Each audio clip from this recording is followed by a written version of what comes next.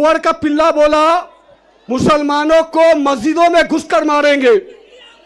अरे सुन सुअर,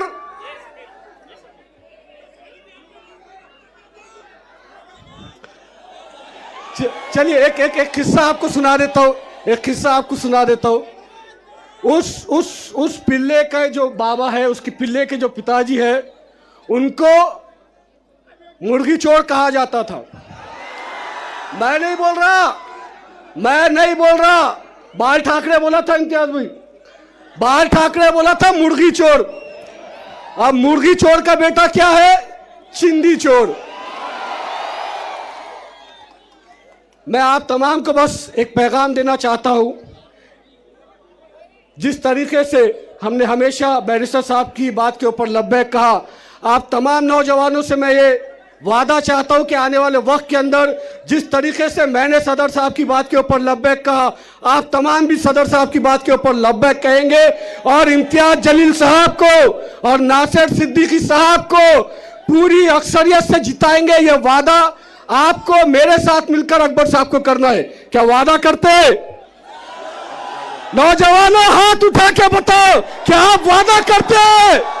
अकबर साहब आपसे वादा है, इंशाअल्लाह औरंगाबाद की दोनों सीट हम जिता कर रहेंगे। नारे तकबीर, नारे तकबीर। बस एक शेर कह के अपनी जगह ले लूंगा।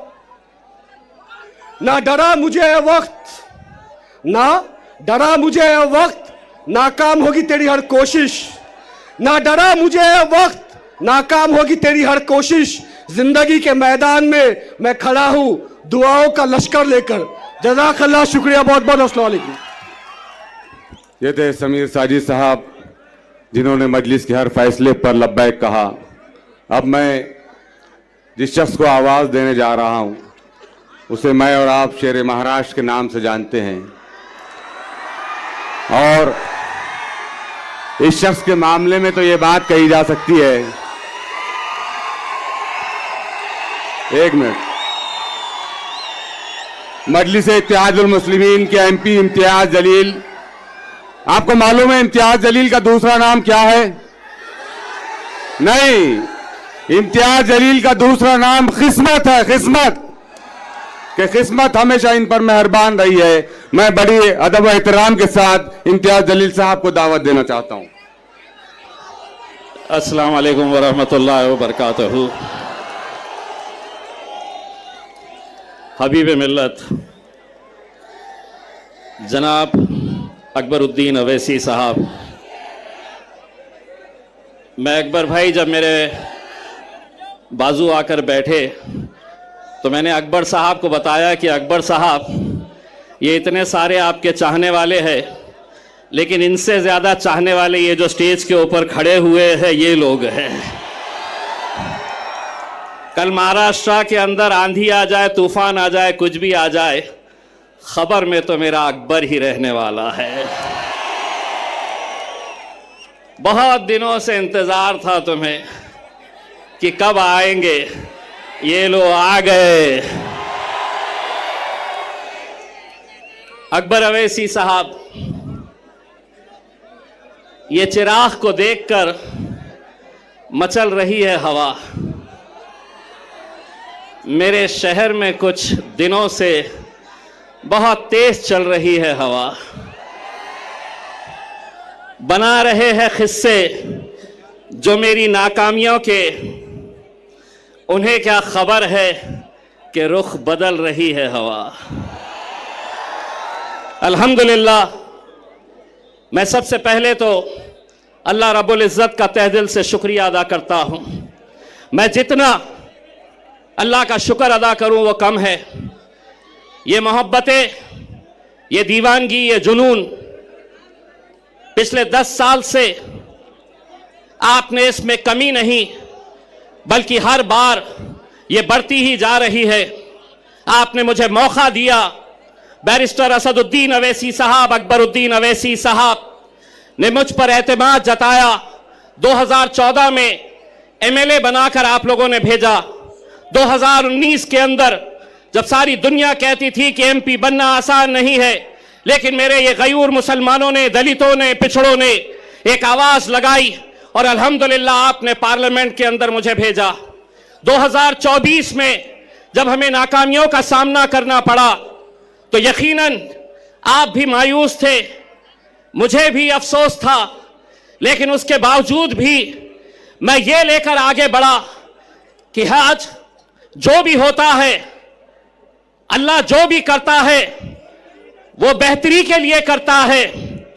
जो भी फैसला अल्लाह का होता है उसमें उसकी रजामंदी होती है। शायद हो सकता है कि अल्लाह ने वहां नाकामयाब किया था तो यहां कामयाब करने वाला है।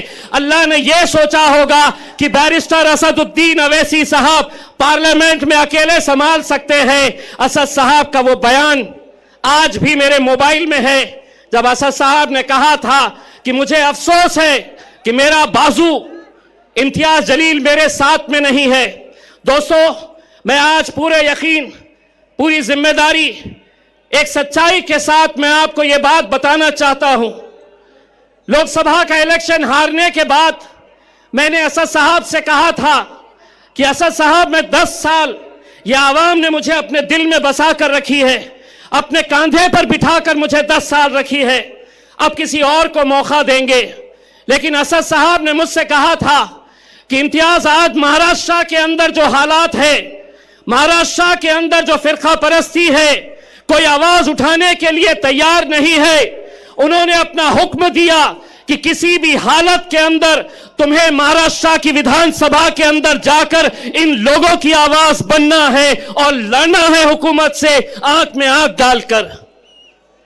मेरे कायद का हुक्म सर आंखों पर, लेकिन आप वो साजिशों को भी समझिए कि जो आज एक उम्मीदवार को मजलिस को खत्म करने के लिए कैसे कैसे हथकंडे अपनाए जा रहे हैं, क्या साजिशें खेली जा रही है।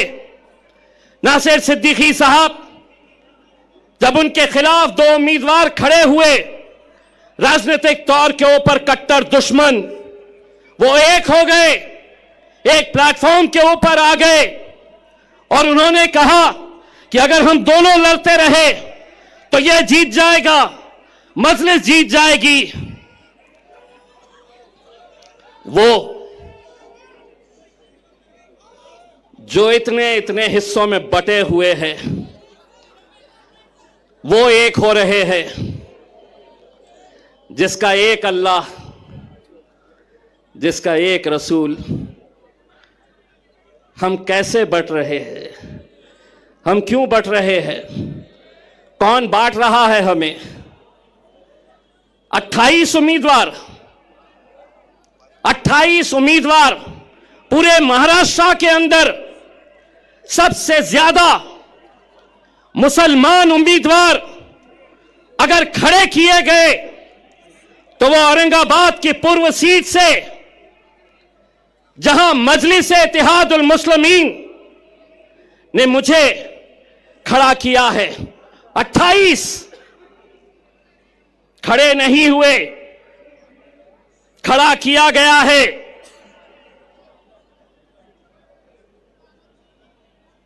मिन्नतें की गई उन्हें समझाने की कि आज हालात क्या है। गाजापुर में हमारे घरों में घुसकर मारा गया, कोई आवाज नहीं, हमने आवाज उठाई। लोकसभा में वक्फ बोर्ड का बिल आया, जिन मुसलमानों ने 2-2 घंटे खड़े रहकर जिन्हें जिताया, वो लोकसभा से बाहर निकल गए।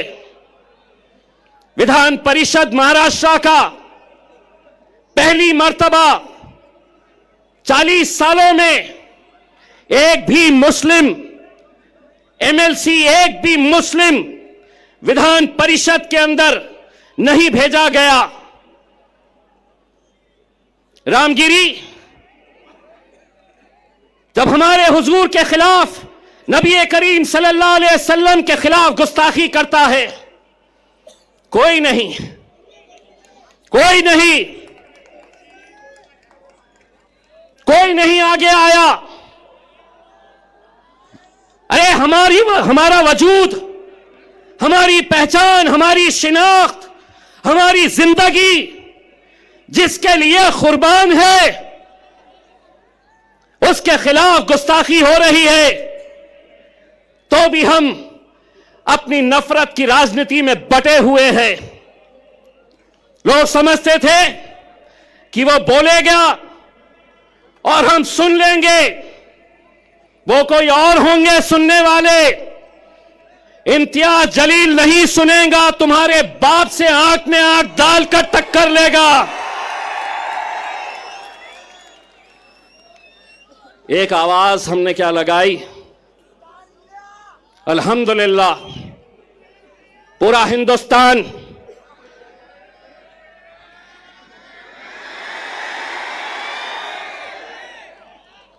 पूरा महाराष्ट्र बोले इतने कहां से आए, इतने। एक पैगाम देने के लिए हम निकले थे और एक बार फिर से कह रहे हैं, एक बार फिर से कह रहे हैं, आप हमें गाली दो, हमारे खिलाफ बोलो, हम सुन लेंगे, लेकिन हुजूर के खिलाफ अगर कोई गुस्ताखी करेगा, ईंट का जवाब।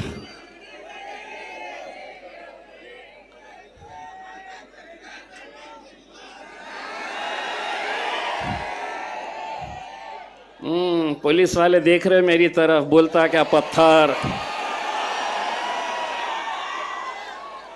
पत्थर बोलता क्या, पत्थर बोला कि केस होता मेरे ऊपर। तो मैंने भी क्या बोला, ईंट का जवाब। जिसको समझना था वो समझ गया। हुकूमत को हम एक पैगाम देने के लिए गए थे मेरे भाई। वो पैगाम था, बनकर तूफान, बगावत का सैलाब आएगा, अगर जुल्म हद से बढ़ेगा तो इनक़िलाब आएगा। मेरे भाई, इस इलेक्शन के अंदर मुझे तो ऐसा लग रहा है कि जितने मुसलमान उम्मीदवार खड़े हुए हैं, उनकी लड़ाई भाजपा से नहीं है, उनकी लड़ाई शिवसेना से नहीं है। जहां 4 लोग जमा हो गए, वहां बस इम्तियाज जलील, सिर्फ इसी का चर्चा। लेकिन हमारा मुकाबला भारतीय जनता पार्टी से है। कितने पैसे बांटेगा अतुल सावे, कितने बांटेगा? बांट बांट के। मुझे दोस्तों, आपको लग रहा होगा कि 28 में से 3 लोगों के फॉर्म रिजेक्ट हो गए, 10 लोग वापस हो गए। लेकिन कौन है ये वो 10 लोग? मैं नाम के साथ बताता हूं। समद बागवान इलेक्शन में क्यों खड़ा है? बोले मार्केट यार्ड में मैं फोन करता हूं तो कचरे की गाड़ी आती है, इसलिए मुझे एमएलए बनना है। मैं ऐसे लोगों को आपके सामने लाना इसलिए चाहता हूं कि कल 3 बजे तक जब वापस लेने का फॉर्म वापस लेने का वक्त था, मेरे लोग जा जाकर गिड़गिड़ा रहे थे। जानते हैं उस शख्स ने क्या जवाब दिया? अगर 5 लाख रुपए देंगे तो बैठता हूं, नहीं तो जल्दी बोलो, भाजपा वाले मुझे फोन कर रहे हैं इससे ज्यादा देने के लिए। ये दौर में हम आ गए हैं कि जहां कौम के 10-15 लोग पूरे लाखों लोगों की दलाली करने के लिए निकले हुए हैं। हर इलेक्शन के अंदर इलेक्शन को धंधा बना दिया गया है।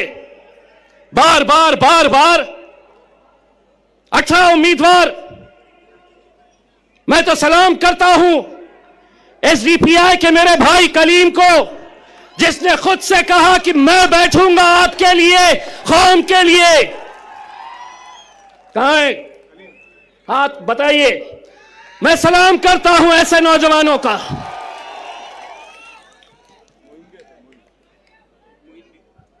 मोइन साहब भी है वेलफेयर पार्टी के, जो खुद से बैठ गए। इम्तियाज जलील, जो खराब हो रहा है, मैं तो पत्थर हो गया हूं। जहां पर भी आईना फूटता है इल्जाम मेरे को आ जाता है। इम्तियाज जलील वहां इतने सीट क्यों खड़े करा, यहां इतने कम क्यों खड़े करा? 288 सीटें हैं महाराष्ट्र के अंदर। असद साहब ने ऐलान किया, हुक्म दिया कि सिर्फ हम 16 सीटों के ऊपर इलेक्शन लड़ेंगे। यहां पर भी मैं सलाम करता हूं ऐसे नौजवानों का जो अपने कायद के फैसले के ऊपर लब्बैक कहते हैं, और ऐसा ही सलाम मैं करता हूं मेरे छोटे भाई समीर साजिद का, जिसने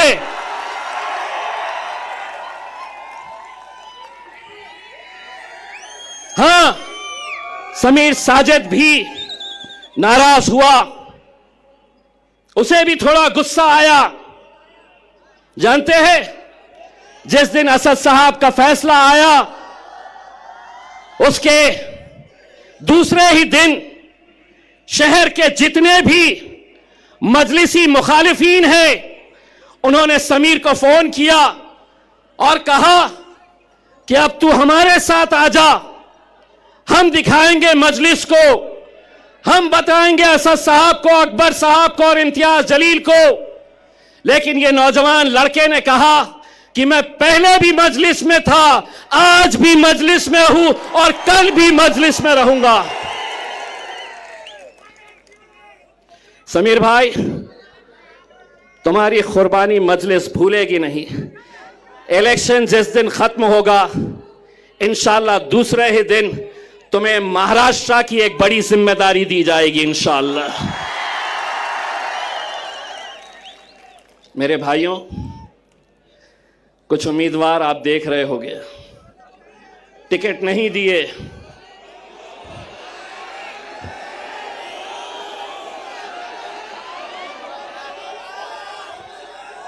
टिकट तो हमने इसे भी नहीं दिए, टिकट तो हमने कई लोगों को नहीं दिए।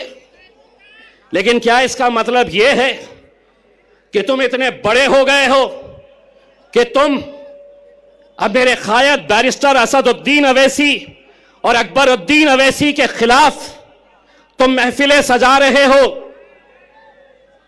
तुम्हारी जबान खुलने से पहले यह सोच लिया करो कि इतने साल तक तुम्हारा हमारा एक रिश्ता था, अचानक एक ही दिन के अंदर टिकट नहीं, तो इम्तियाज जलील बदमाश, असदुद्दीन अवैसी इनके लिए काम करते हैं, उनके लिए काम करते हैं। इंशाअल्लाह औरंगाबाद की आवाम बताएगी, जो मजलिस के खिलाफ जाएगा अपनी जमानत भी बचा कर लेकर आ गया तो बहुत बड़ी बात समझ लेना। ये वो शहर है जिसने हिंदुस्तान को इत्तेहाद क्या होता है यह बताया। हिंदुस्तान के बाहर भी लोग औरंगाबाद की एक पहचान इत्तेहाद के नाम से जानते हैं मेरे भाइयों। और आज उसी इत्तेहाद को खत्म करने की कोशिश की जा रही है। पैसा भारतीय जनता पार्टी दे रही है। पैसा नासिर के खिलाफ एकनाथ शिंदे की तरफ से आ रहा है कि इनको खरीदो, इनके वोटों को तकसीम करो, इनको बांटो। ये लोगों ने शायद मेरा डायलॉग सुना नहीं है। देवेंद्र फडणवीस, एकनाथ शिंदे, नरेंद्र मोदी बाजार में कुत्ते कुत्ते और बिल्लियों के बच्चे बिकते हैं, शेर के बच्चे बाजारों में बिकते नहीं। ये बाजारों में खरीदे नहीं जा सकते हैं। आज मीडिया वाले ने आकर कहा, आपको पता है औरंगाबाद की ये सीट भारतीय जनता पार्टी के लिए बहुत मायने रखती है और आपको हराने के लिए बड़े बड़े नेता आने वाले हैं। मैंने कहा कौन आने वाला है? तो बोले योगी आने वाला है।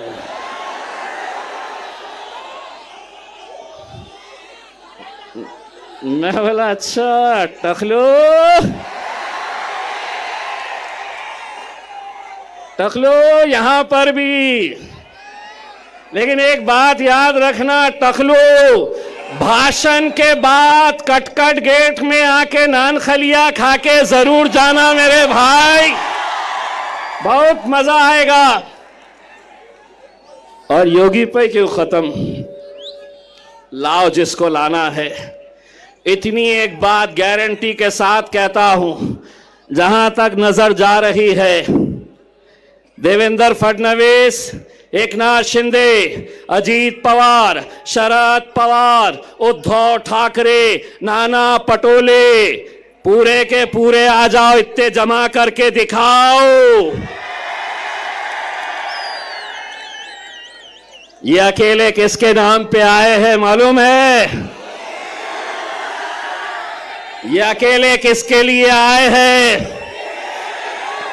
मेरा अकबर।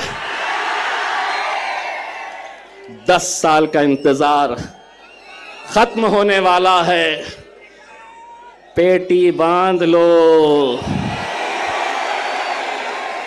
मौसम बिगड़ने वाला है। मैं अब आपसे इजाजत लेता हूं और यही उम्मीद करता हूं कि 20 तारीख के दिन आप सबको निकलना है, मजलिस को कामयाब करना है। और हां, जाते जाते इतना कहना चाहता हूं, अकबर भाई का ये एक ही जलसा नहीं है, अभी 2 बार और आने वाले हैं। आज टेस्ट मैच खेलेंगे, दूसरे में वनडे खेलेंगे और तीसरे में T20। बहुत बहुत शुक्रिया। वाखिर हिस्से के पहले जिन्हें आप सुनना चाहते हैं, मैं उनको यहाँ पर आवाज़ दो। मैं अकबर साहब, आली जनाब इम्तियाज़ जलील साहब से गुजारिश करता हूँ कि पार्टी का मैनिफेस्टो बनाया गया है, उस मैनिफेस्टो का जो है तो इस मौके पे यहाँ पर इजरा किया जाए।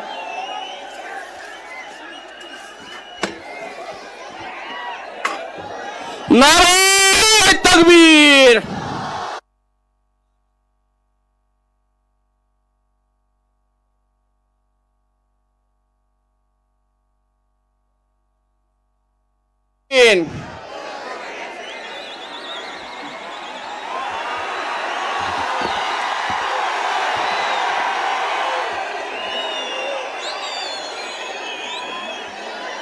औज़ु बिल्लाहि मिनश शैतानिर रजीम, बिस्मिल्लाहिर रहमानिर रहीम। देखकर मेरे जुनून को नाज फरमाते हुए, देखकर मेरे जुनून को नाज फरमाते हुए, मौत शर्माती है मेरे सामने आते हुए। फिर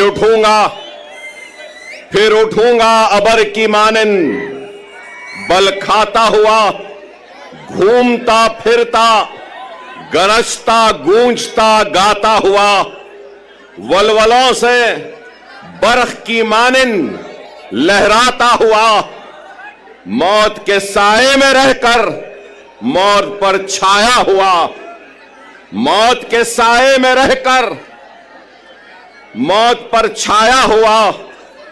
काम है मेरा तगय्युर, नाम है मेरा शबाब, मेरा नारा इत्तेहाद इत्तेहाद इत्तेहाद। ये जोश मलियाबादी के गजल के अशार हैं और जोश शाब से माफी मांगता हूं कि इसमें मैंने कुछ तरमीम की है। और तरमीम कहां की है कि काम है मेरा तगय्युर, नाम है मेरा शबाब, मेरा नारा इनकलाब इनकलाब इनकलाब। तो मैंने इसको मेरा नारा इत्तेहाद इत्तेहाद इत्तेहाद कहा है। बेशक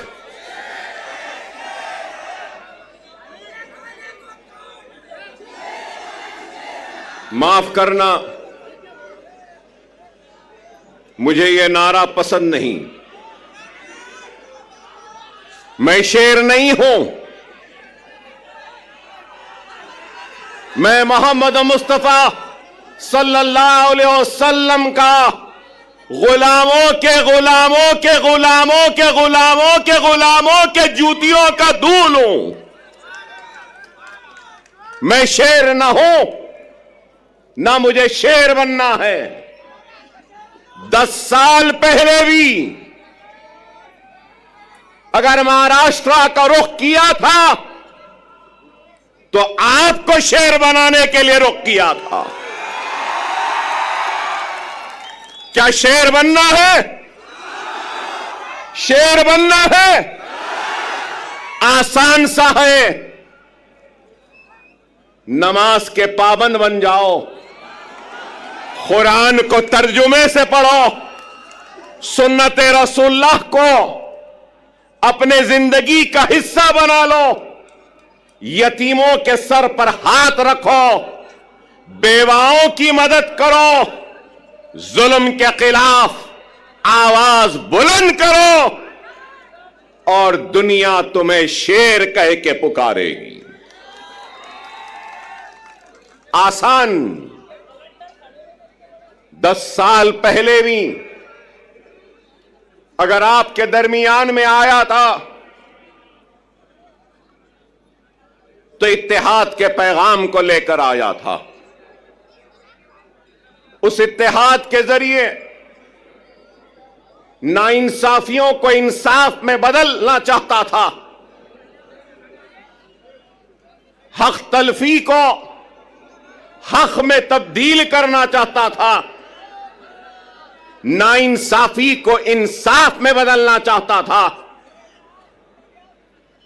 और हमारे वजूद के जरिए हमको खत्म करने वालों को यह पैगाम देना चाहता था कि यह मुल्क जितना माथे पे तिलक लगाने वाले का है, सर पे पगड़ी बांधने वाले का है, उतना ही यह मुल्क चेहरे पे दाढ़ी रखने और सर पे टोपी पहनने वाले का भी है। यही पैगाम था और यही कोशिश थी जिसको लेकर हम आगे बढ़े थे 2014 में। और उस 2014 में महाराष्ट्र के 18,000 किलोमीटर का फासला मैंने अपनी गाड़ी में तय किया था, अपनी जान को हथेली में रखकर। डराया गया, धमकाया गया, लेकिन न डरे न घबराए, बेखौफ होकर बेबाकी के साथ इज़ारे हक को बयान किया और सिर्फ आपसे अगर इल्तिजा की, आपसे दरखास्त की और आपसे अगर गुजारिश की तो सिर्फ और सिर्फ इत्तेहाद इत्तेहाद और इत्तेहाद कहा। मैं ये भी याद दिलाऊं कि अकबरुद्दीन ओवैसी 10 साल पहले भी अगर आया था तो इत्तेहाद के लिए आवाज को उठाई थी, दरख्वास्त की थी। तो अपने इस शेरवानी के दामन को फैलाकर अपने कलमगो भाइयों के सामने एक इत्तेहाद का भिखारी बनकर अपनी शेरवानी के इस टुकड़े को आगे बढ़ाया था और यही कहा था कि ये इत्तेहाद का भिखारी आया है, तुम अपने इत्तेहाद की खैरात मेरे दामन में डाल दो।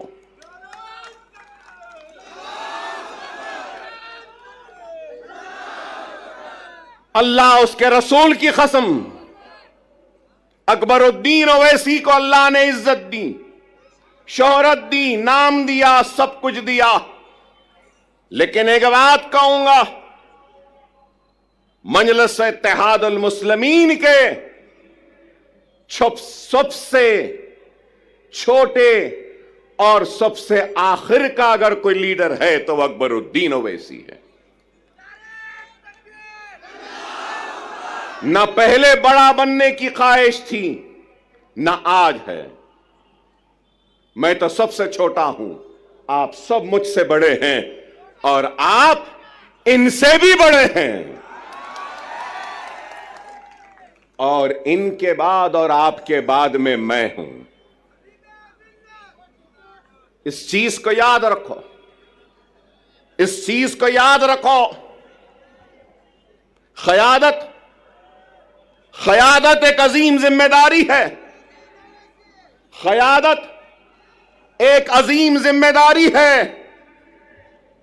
और सदक़े दिल और बेगर्ज होकर जो खिदमत करेगा तो अल्लाह उसकी क़यादत में इस्तेहकाम और मजबूती देगा। क्योंकि मुझे मेरे वालिद और सालारी मिल्लत ने मुझसे कहा, क़यादत आसान नहीं, अगर क़यादत करना है तो बेगर्ज बन जाओ, तो जब गर्ज वाले की तकलीफ का एहसास होगा, जब तुम्हारी क़यादत में गर्ज आ जाएगा तो फिर वह क़यादत मजबूत नहीं हो सकती। खुदारा इस बात को समझो, मिल्लत की फलाह व बहबूद, मिल्लत की तरक्की, मिल्लत की खुशहाली के लिए अपने जात की खुशियों की कुर्बानी देनी होगी। अगर क़यादत करने का अगर किसी को ज़ौक़ है या शौक़ है, बगैर किसी लालच, बगैर किसी मफाद से अगर कोई आगे बढ़ता है तो अल्लाह सुब्हानहू व तआला उसको कामयाबी व कामरानी अता करता। अगर आज मैं यहां खड़ा हूं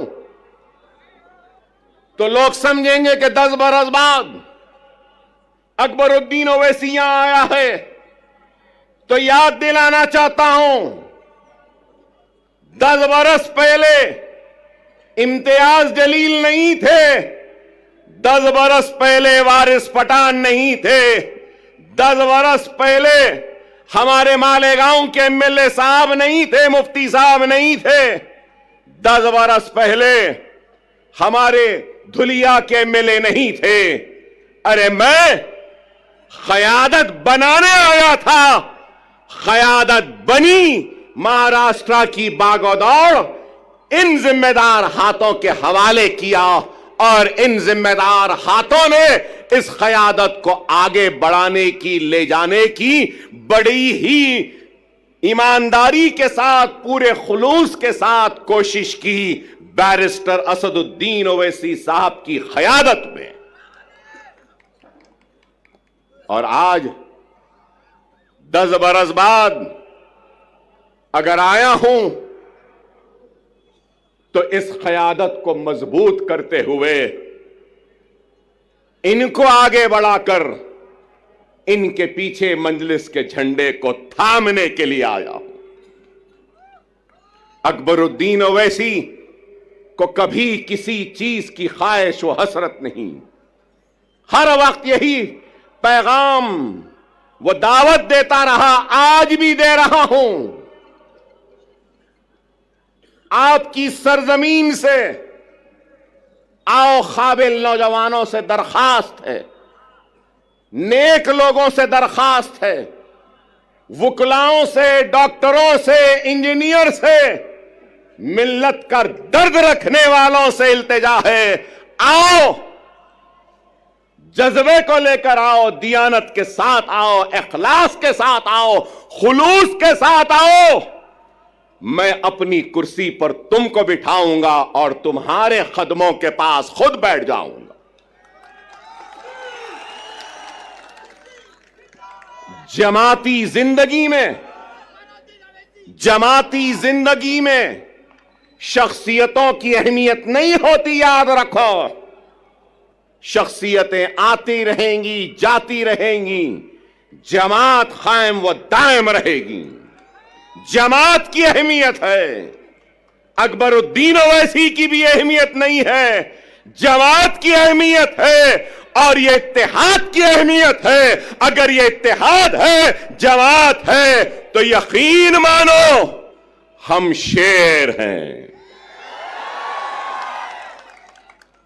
अगर ये इत्तेहाद नहीं, जमात नहीं, तो फिर कुछ भी नहीं।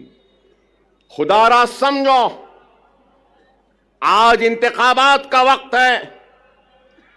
इंतखाबी मैदान में कई जमातें हैं, हजारों जमातें मैं कहूंगा, और शायद मैं गलत ना हूं तो विड्रॉल के बाद करीब 4000 से जायद उम्मीदवार अपनी किस्मत आजमा रहे हैं।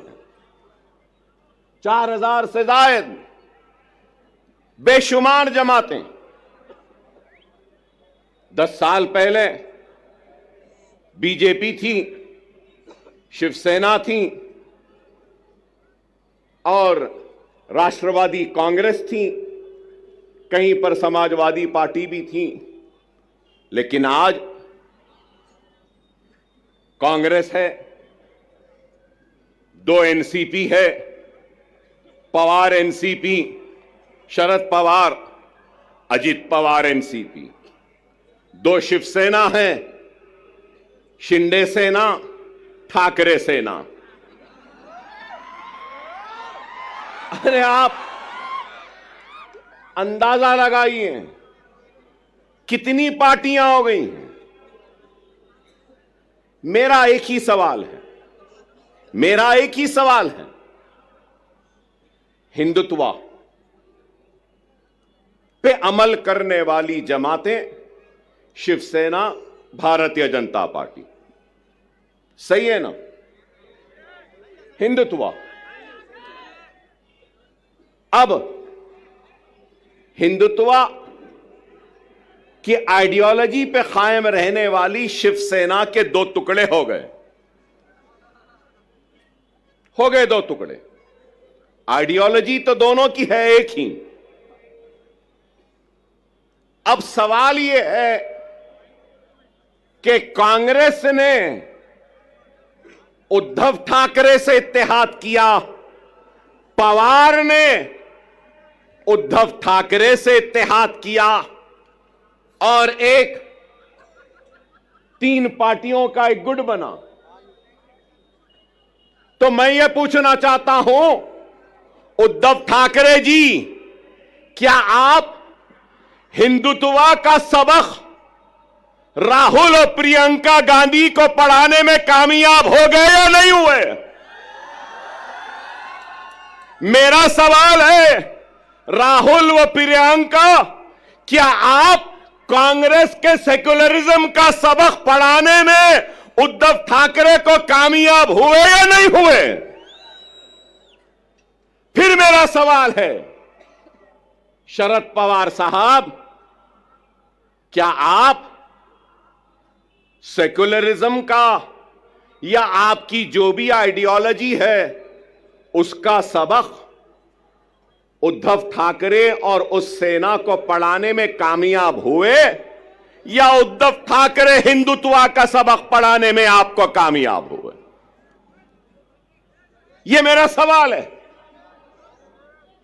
चलो ये इनका हो गया, तो अब दूसरी तरफ अब हम देखते हैं कि अजित पवार, तो मैं पूछना चाहता हूं कि अजित पवार शिंदे के सबक को पढ़ लिए, समझ लिए, या शिंदे ने पवार को नया सबक पढ़ाया, नया सिखाया, या फिर बीजेपी ने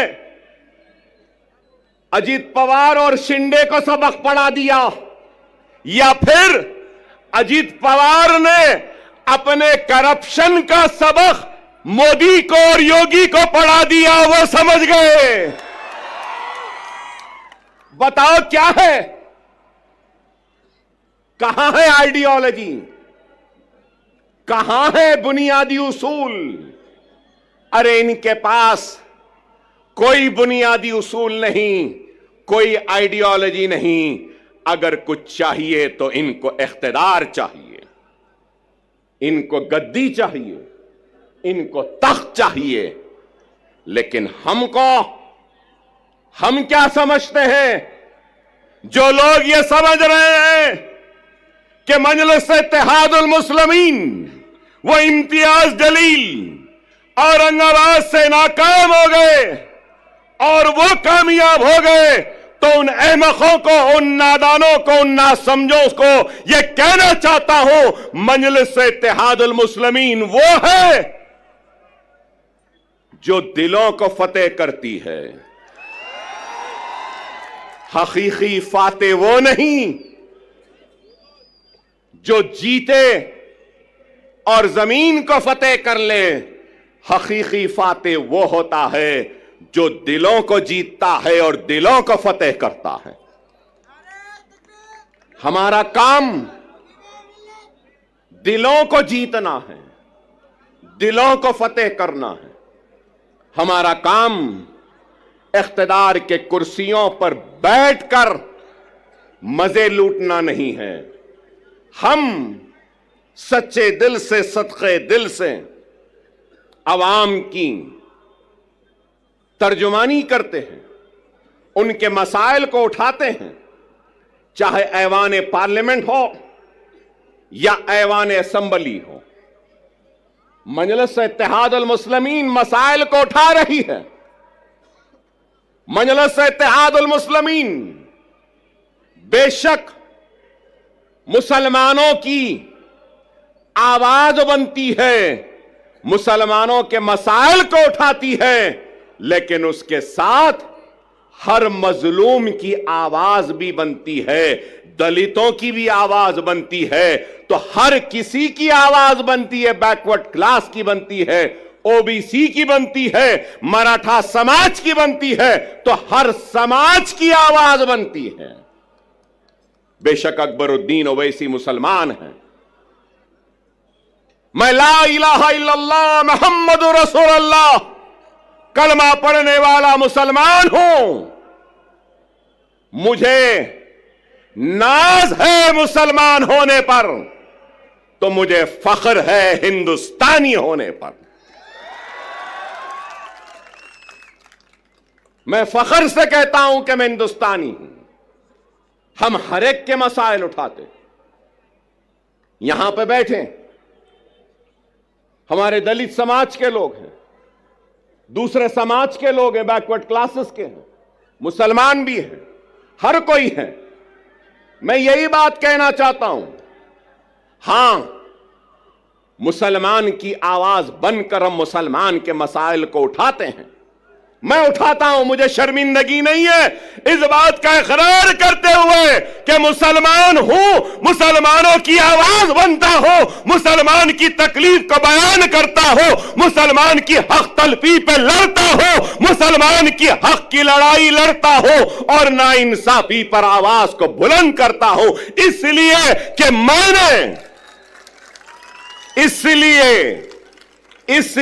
कि मैंने दस्तूर पर हल्फ लिया है, बहैसियत रुकने असेंबली अवामी नुमाइंदे मेरी जिम्मेदारी है कि मैं सबसे पीछे वाले को आगे लाऊं, पिछड़े हुए को ताकत दूं, कमजोर को खुवत दूं और जो आखिरी में है उसको आगे बढ़ाऊं। क्या लीडर की यह जिम्मेदारी नहीं? क्या कोई ये इस बात से इनकार कर सकेगा कि हिंदुस्तान की सबसे बड़ी अक़लियत मुसलमान रोजी रोटी, कपड़ा, मकान, तालीम, खुशहाली में सबसे पीछे है? और आज हमारी कोशिश वो पीछे जो मुसलमान है उसको आगे लाएं, हमारी कोशिश वो पिछड़ा हुआ मुसलमान उसको आगे लाएं। अल्लाह उसके रसूल की कसम, जब मुसलमान आगे आ जाएगा तो अगर पीछे ब्राह्मण रहेगा तो उस ब्राह्मण को भी आगे लाने का काम हम करेंगे, क्योंकि हमने दस्तूर पे हलफ लिया है पिछड़ों को, कमजोरों को आगे बढ़ाना हमारी जिम्मेदारी है। यह हमारी सोच है। लेकिन हमारी सोच को मीडिया हाउसेस, अभी इम्तियाज जलील साहब ने मुझसे कहा कि इनके साथ साथ वो आपके दोस्त आए हैं, तो ये हमारे दोस्त हमको बताते हैं कि हम कम्युनल हैं, हमको बताते हैं कि हम भड़काऊ भाषण देते हैं।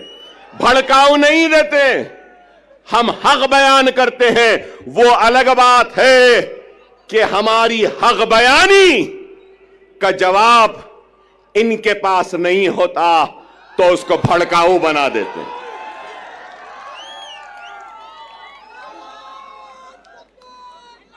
आज ही मैंने किसी न्यूज चैनल में देखा जिसमें योगी आदित्यनाथ ने अपनी तकरीर में कहा कि बटोगे तो कटोगे। लोग काफी एतराज कर रहे हैं उस बात पर, मगर मैं ये कहूंगा, बीफ के नाम पर, मॉब लिंचिंग के नाम पर, घर वापसी के नाम पर, सर पे टोपी पहनने के नाम पर, दाढ़ी पालने के नाम पर जो तुम काट रहे हो, क्या ये तुम्हारी नफरत हिंदुस्तान के सबसे बड़ी अक़लियत से, क्या ये मुल्क को कमजोर नहीं कर रही है? इसका जवाब दो मुझे। अगर हिंदू और मुसलमान को तुम लड़ाओगे, हिंदू और मुसलमानों को नफरत कराओगे, तो क्या यह मुल्क को कमजोर करने के बराबर नहीं है? और अगर मैं कह रहा हूं, मैं अकबर ओवैसी मुसलमान, ला इलाहा इल्लल्लाह मोहम्मद रसूलुल्लाह कलमा पढ़ने वाला मुसलमान, इस मुल्क का किराएदार नहीं है। मैं कह रहा हूं, नरेंद्र मोदी, ऐ योगी, जितना तेरा हिंदुस्तान है उतना मेरा भी हिंदुस्तान है। हिंदुस्तान न तेरी जागीर है न मेरी जागीर है। हिंदुस्तान हिंदू, मुस्लिम, सिख, ईसाई, पारसी, हर मजहब के मानने वालों का है। मजहब भगवान अल्लाह गॉड को नहीं मानने वाले का भी है, किसी एक का नहीं है। हम ये बात कहते हैं तो इनको बुरा दिखता है। अरे इस मुल्क का सबसे बड़ा मसला क्या है? बेरोजगारी। इस मुल्क का सबसे बड़ा मसला क्या है? महंगाई। इस मुल्क का सबसे बड़ा मसला क्या है? हर 2 मिनट 3 मिनट को रेप होते हैं। इस मुल्क का सबसे बड़ा मसला क्या है? ग्रेजुएट्स को नौकरियां। इस मुल्क का सबसे बड़ा मसला क्या है? मुल्क की कमजोर इकोनॉमी को मजबूत करना। इस मुल्क का सबसे बड़ा मसला क्या है? पेट्रोल, डीजल, गैस की बढ़ती हुई कीमतों को नीचे लाना। इस मुल्क का सबसे बड़ा मसला क्या है? रुपये की गिरती हुई कदर को ऊंचा करना। आप बताओ, क्या बेरोजगारी को दूर करने कुछ हो रहा है? महंगाई को दूर करने कुछ हो रहा है? क्या बेघर लोगों को घर देने के लिए कुछ हो रहा है? कुछ नहीं हो रहा है। सिर्फ इस मुल्क को मजहब के नाम पर बांटने की बात कर रहे हैं। योगी की तकरीर को मैंने सुना, बटोगे तो कटोगे कहां? उसके बाद कहा कि जात पात की सियासत। अरे जात पात की सियासत बोलने वाले, तू ये क्यों नहीं कहता कि मजहब की सियासत नहीं करनी चाहिए? यह बात क्यों नहीं कहते? ये तो मजहब की सियासत करेंगे, नफरत के बीज को बोते जाएंगे, असल मसाइल से तवज्जो हटाते रहेंगे।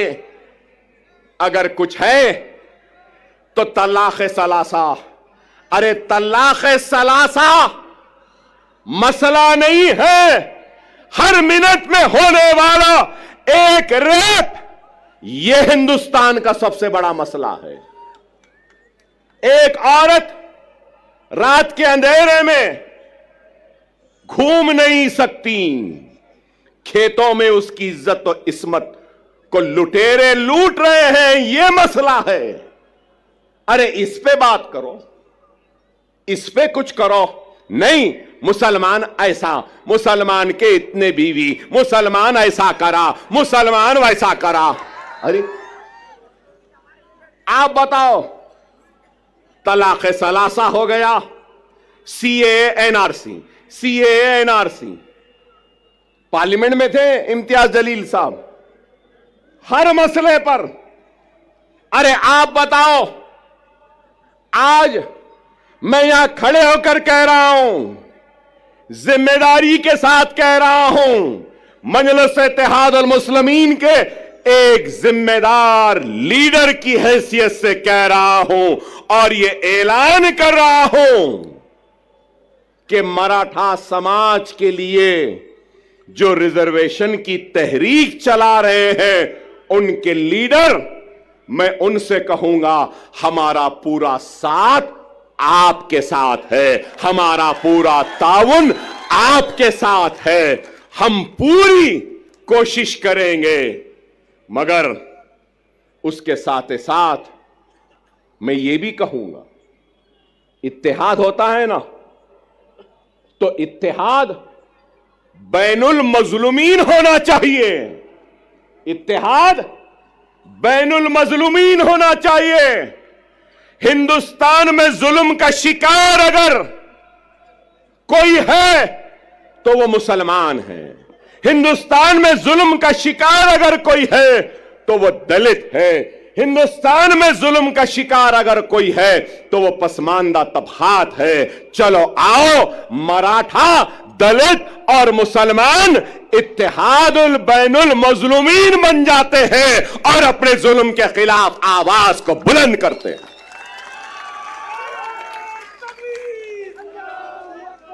मगर मेरी बात खत्म नहीं हुई। मैं हमारे मराठा समाज के बड़े लीडर जो एहतजाज कर रहे हैं, भूख हड़ताल में बैठे हैं, उनसे कहना चाहता हूं, सिर्फ जरंगे पाटिल साहब से, सिर्फ मराठा समाज पिछड़ा हुआ नहीं है, पूरा मराठवाड़ा भी पिछड़ा हुआ है। क्या मराठवाड़ा पिछड़ा हुआ नहीं है? क्या मराठवाड़ा का हिस्सा पूरा सबसे पीछे नहीं है? महाराष्ट्र के 3 हिस्से, एक हिस्सा है मुंबई, पूना, ये सारी चीजों का, दूसरा हिस्सा है विदर्भ का, तीसरा हिस्सा है मराठवाड़े का। इन तीनों हिस्सों में सबसे पिछड़ा, सबसे पीछे कौन है? मराठवाड़ा है। चलो, मराठवाड़ा की रिजर्वेशन के साथ हम मराठवाड़ा की खुशहाली के लिए भी जिद्दोजहद करते हैं। 30 साल पहले यहां बैठे हैं मेरे मराठा भाई बहुत हैं। जब मैं मराठा भाई कहता हूं तो सिर्फ मुसलमान, सिर्फ हिंदू मराठा नहीं होता, मुसलमान भी मराठा है, दलित भी मराठा है, और मराठवाड़ा में रहने वाला हर कोई मराठा है। अब मैं कहता हूं, 30 साल हुए, मीडिया वालों जरा तवज्जो, 30 साल हुए, 30 इयर्स, 30 साल हुए। क्रिएशन मतलब एक कॉन्स्टिट्यूशनल बॉडी बनाई गई। क्या आप जानते हैं वो बॉडी क्या है? Marathwada statutory development board. Marathwada statutory development board जो सिर्फ मराठवाड़ा के लिए बनाया गया। कागज पे तो है, पैसा नहीं है, कुछ नहीं देते। चलो मराठों के रिजर्वेशन के साथ हम मराठवाड़ा स्टैट्यूटरी डेवलपमेंटल बोर्ड को 50,000 करोड़ का पहला मुतालबा करते हैं, एहतजाज करेंगे और मराठवाड़ा को हम आगे बढ़ाएंगे। क्या तैयार हो? क्या तैयार हो? मराठवाड़ा का किसान खुदकशी कर रहा है, मराठवाड़ा के लोग पानी के लिए तरस रहे हैं, मराठवाड़ा के लोग दवाखानों के लिए तड़प रहे हैं, दवाखाने नहीं है। 100-100, 200 किलोमीटर को जाना पड़ता है। पूरे मराठवाड़ा में सुपर स्पेशलिटी के 1 या 2 दवाखाने। क्या चाहिए? एक गरीब को क्या चाहिए? रोजी, रोटी, बीमारी पर इलाज का इंतजाम आज है या नहीं बताओ? क्या नाम के बदलने से रोजी मिल जाएगी? क्या नाम के बदलने से रोटी मिल जाएगी? क्या नाम के बदलने से किसानों की खुदकशी रुक जाएगी? क्या नाम के बदलने से पानी की प्यास मिट जाएगी? क्या नाम के बदलने से क्या बीमार को शिफा मिल जाएगी? क्या नाम के बदलने से कर्जदार किसान के कर्ज दूर हो जाएंगे? नाम में क्या रखा है? ऐ नाहेलो ना समझो, ऐ झूठो, ऐ बेमानो, काम करो, काम।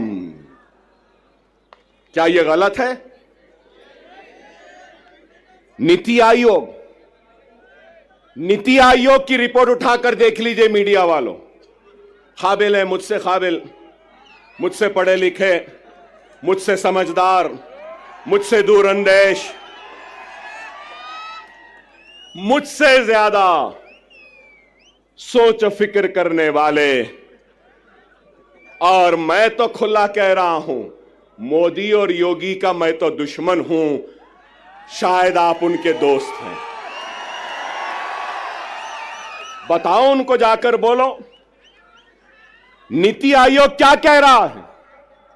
नीति आयोग की लेटेस्ट रिपोर्ट कह रही है, मेरे मराठा भाइयों, कि सबसे पिछड़ा हुआ जीएसडीपी कम है, रोजाना की कमाई, पानी नहीं मिल रहा है, बीमारी के लिए तड़प रहे हैं। नीति आयोग कह रहा है कि वो मराठवाड़ा का रीजन है।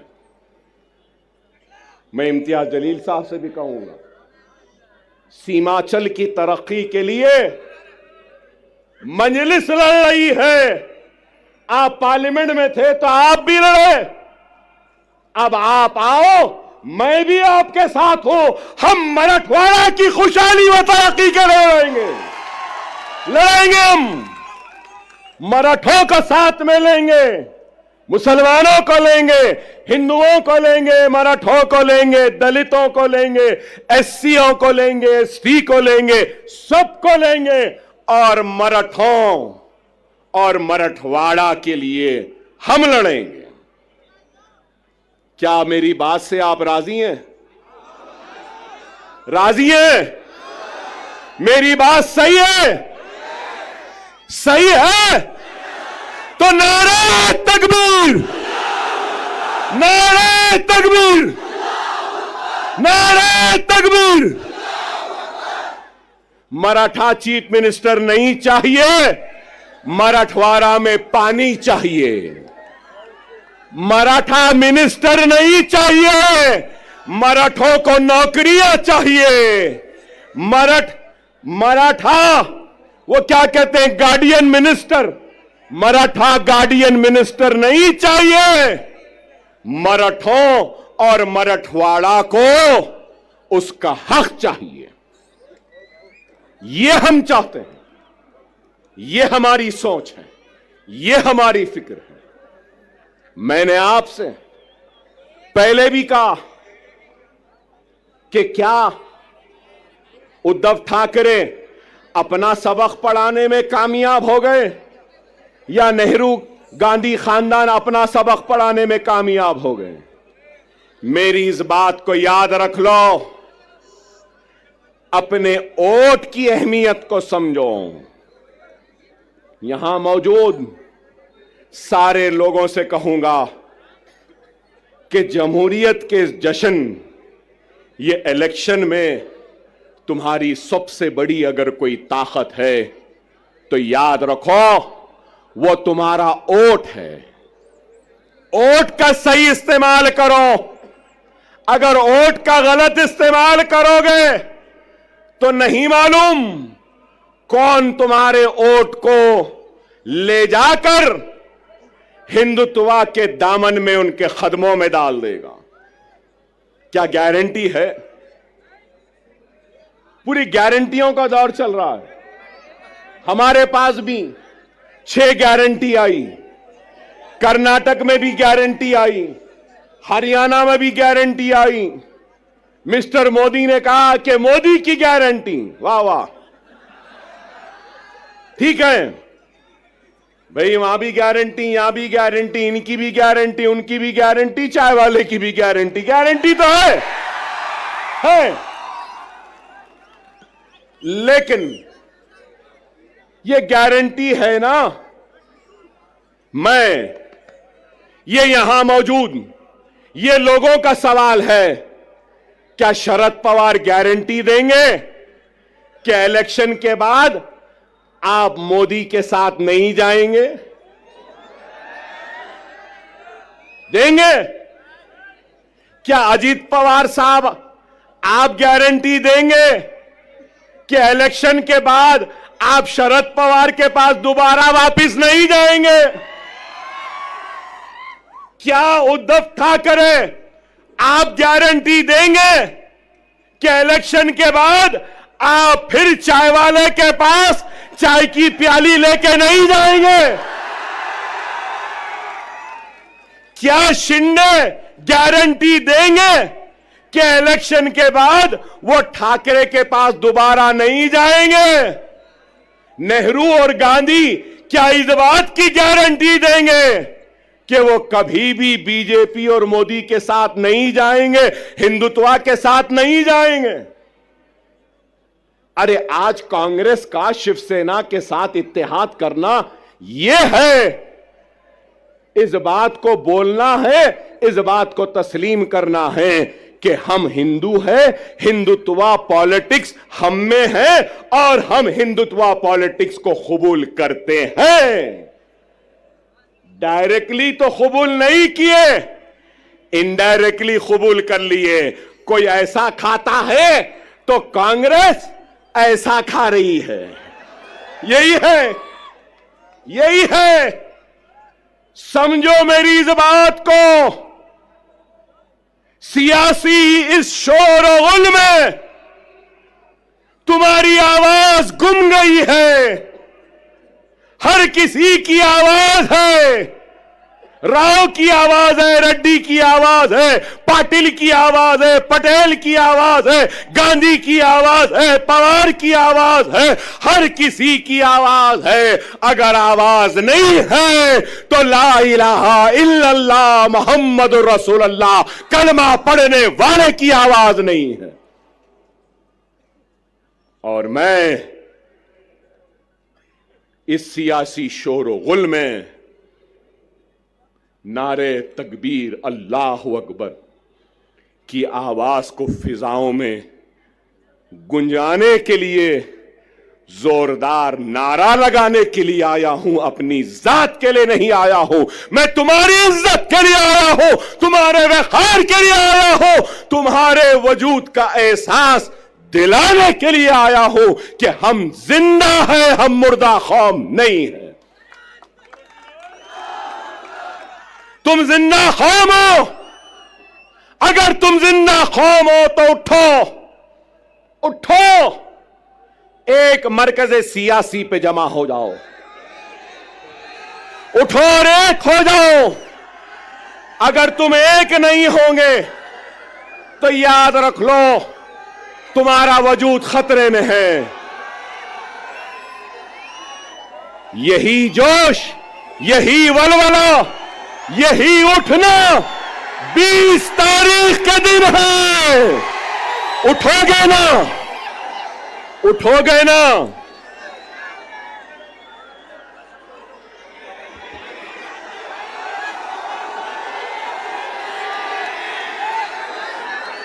(9:45)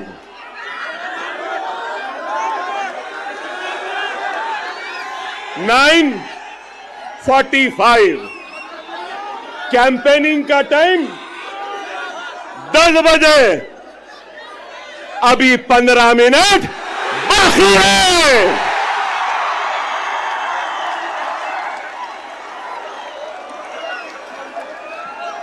अरे भाई 15 मिनट बाकी है, सब्र करिए। ना वो मेरा पीछा छोड़ती है, ना मैं उसका पीछा छोड़ सकता। चल रही है, मगर क्या गूंज है। नारे तकबीर, नारे तकबीर, नारे तकबीर। अल्हम्दुलिल्लाह, अल्हम्दुलिल्लाह। खुदारा मेरी बात को समझो, वक्त नाजुक है। हमारा सबसे अव्वलीन फरीजा क्या है? क्या है? महाराष्ट्र में बीजेपी और शिंदे सेना और अजीत पवार के हुकूमत को शिकस्त देना, हराना है।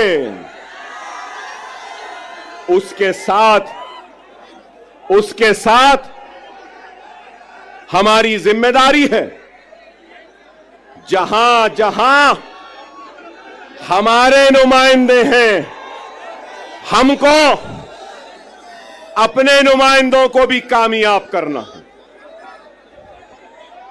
मैं आपके जोश की कदर करता हूं, आपके जोश का एहतराम करता हूं।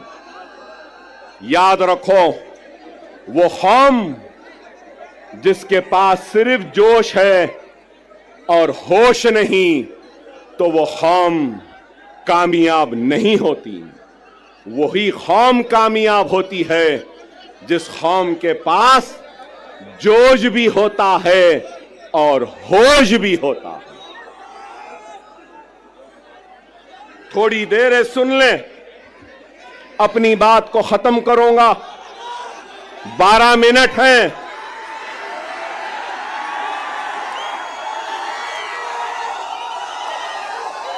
सब्र से सुने, वक्त नाजुक है।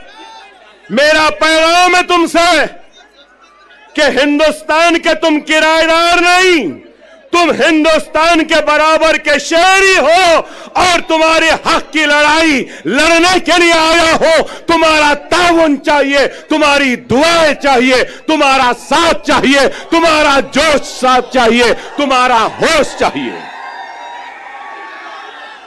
क्या ताउन दोगे? क्या तुम्हारी ताकत दोगे? क्या तुम्हारा इत्तेहाद दोगे? अगर मैं आज इस आवाम से इत्तेहाद की अपील कर रहा हूं, तो मजलिस इत्तेहादुल मुस्लिमीन से किसी भी वजह से दूर होने वाले हर फर्द, हर मर्द, हर खवातीन, हर कायद से अपील करता हूं कि आओ इस जमात में आ जाओ, वापिस आ जाओ। ये जमात तुम्हारी भी है, ये तुम्हारी थी, आओ।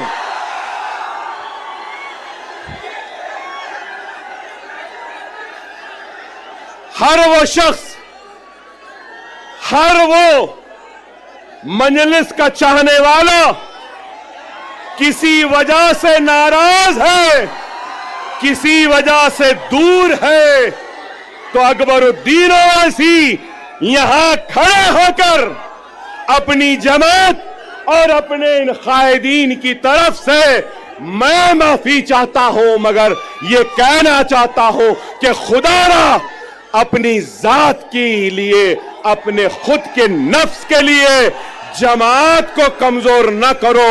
मैं नहीं रहूंगा, तुम नहीं रहोगे, लेकिन जमात कायम व दायम रहेगी। खुदारा, खुदारा आओ, हम अपने कुर्सियां तुमको देने तैयार। बहुत से उलमा, मशाइखीन, वुकला, डॉक्टर्स, इंजीनियर, रोजमर्रा की मजदूरी करने वाला एक मजदूर या कोई भी मेरा भाई, कलमागो भाई जो मुझसे नाराज है, मैं उससे अपील करता हूं कि आ जाओ। ये वक्त है, ये वक्त है 2 मिनट की खामोशी।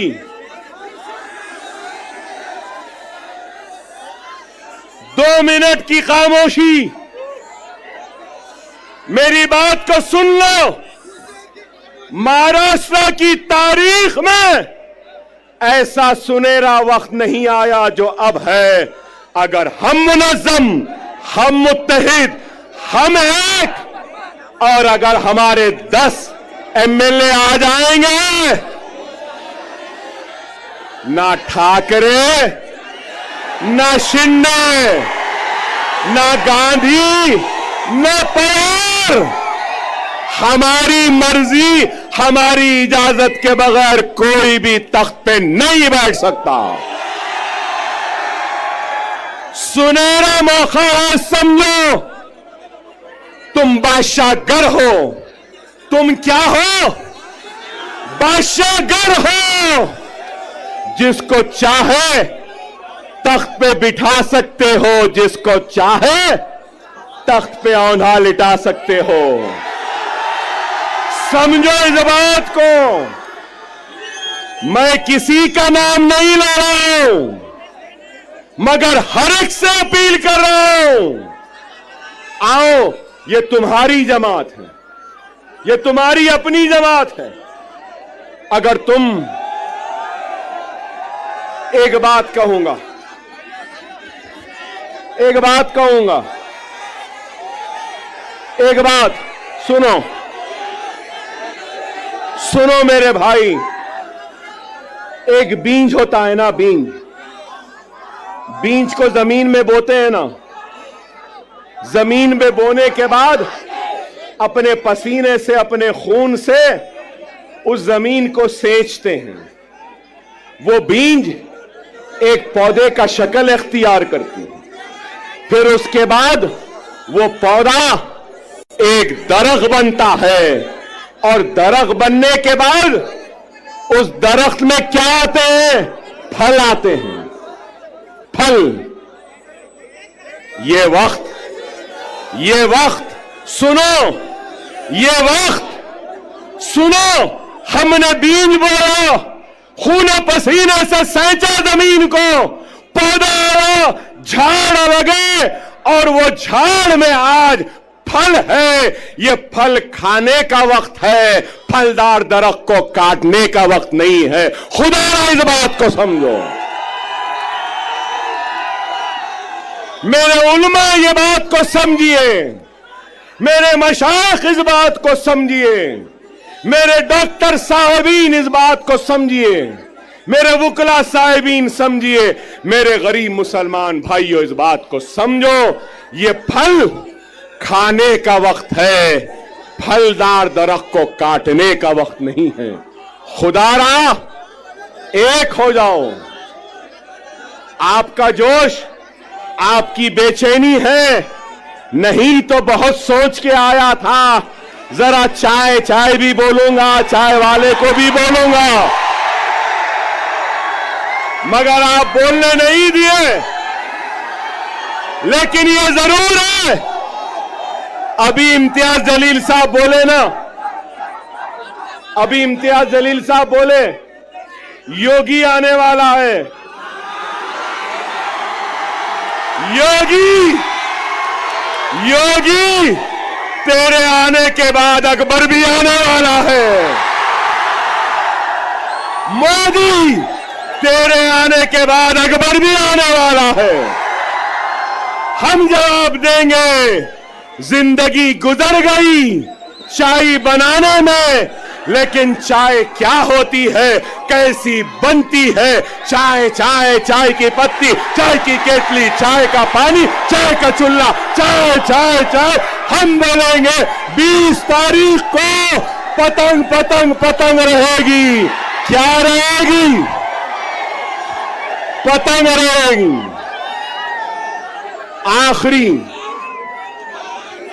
आखिरी अहम बात, आखिरी अहम बात, 10 साल के बाद आया था, अल्हम्दुलिल्लाह जोश तो आज भी है बाकी। 10 साल बाद आया, लेकिन वलवला आज भी बाकी है। 10 साल बाद आया, मगर तुम्हारे जोश ने मुझे और जवान बना दिया। वादा है, वादा है, महाराष्ट्र की सियासत में इम्तियाज जलील और दूसरों के साथ अकबरुद्दीन ओवैसी भी अब खांधे से खांधा मिलाकर खड़ा रहेगा। औरंगाबाद हो, नांदेड़ हो, उस्मानाबाद हो या शोलापुर हो या मुंबई हो, अब अकबरुद्दीन ओवैसी आता रहेगा, जाता रहेगा, हर ओर पर नजर डालेगा।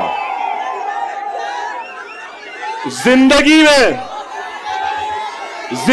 में मैंने कभी भी वोट नहीं मांगा।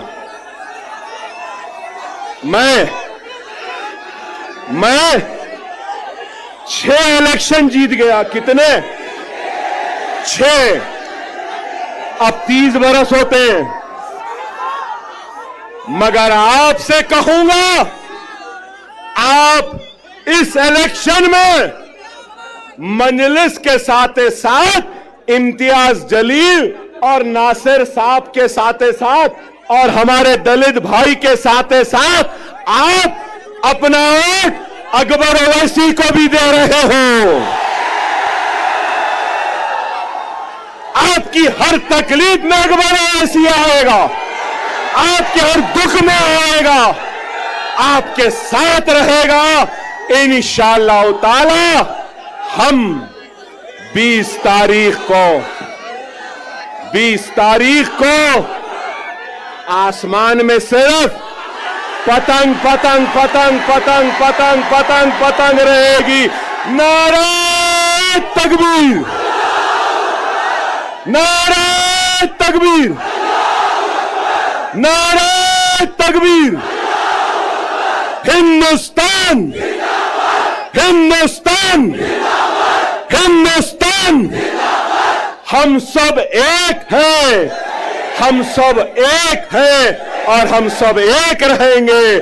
औरंगाबाद हमारा था, हमारा है। Germanton super speciality hospital, doctor Mir Jawad Zar Khan, senior experienced orthopaedic surgeon, bone fracture, joint replacement, hip replacement और स्पाइन सर्जरी कामयाबी से अंजाम दे रहे हैं। इसके अलावा neurosurgery, cardiology, gynaecology, dental, general medicine, dialysis और फिजियोथेरेपी जैसे शोबाजात में इंतहाई कामयाबी के साथ वाजबी फीस में इलाज किया जा रहा है। शेयरिंग और प्राइवेट रूम्स। अस्पताल में 24 घंटे MRI, CT scan, 2D digital x-ray, ultrasound, operation theatre, ICU और लैब की सहूलत दस्तयाब है। आपकी उम्मीदों के ऐन मुताबिक Germanton super speciality hospital, pillar number 150, Attapur, Hyderabad. अगर आपने हमारे चैनल को अभी तक सब्सक्राइब नहीं किया है तो यहाँ पर रेड कलर का सब्सक्राइब बटन दिख रहा है, उसे क्लिक करें और हमारे चैनल को सब्सक्राइब कीजिए और साथ ही साथ बेल आइकन को भी क्लिक कीजिए, जिससे आपको ताज़ा अपडेट मिलती रहे।